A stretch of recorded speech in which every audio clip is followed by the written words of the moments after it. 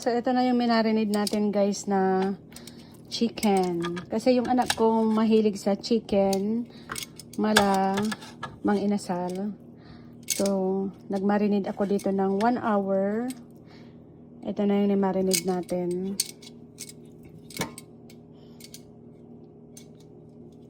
Parang matuwa-tuwa naman si Kaiser. Kasi niluto ni Mama Mitch yung favorite niyang chicken inasal.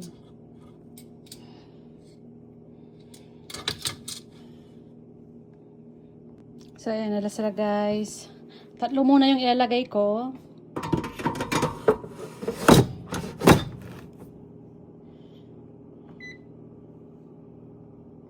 So, ito na yung ano natin, manok natin guys.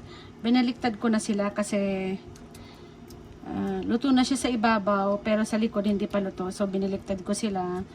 Then, papahiran ko ulit nung marinade sauce para pantay yung lasa at malasa din yung sa likod. So, yung likod niya guys, ito.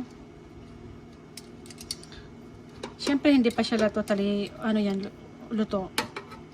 So, yan yung sa harap. Ito yung sa harap. So, babalik ta rin natin para pantay yung pagka luto ba.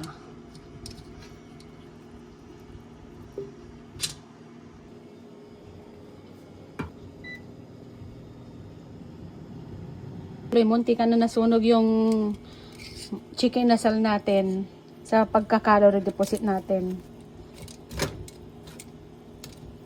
Ayan o. Parang nasunog sa charcoal tuloy.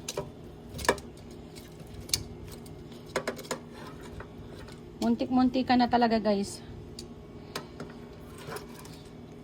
So, konti na lang minuto tapos kukunin ko na.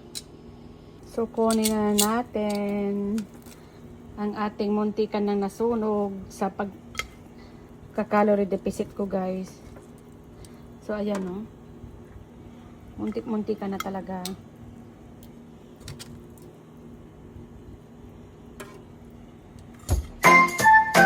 So, meron pa tayong sasalang na dalawa.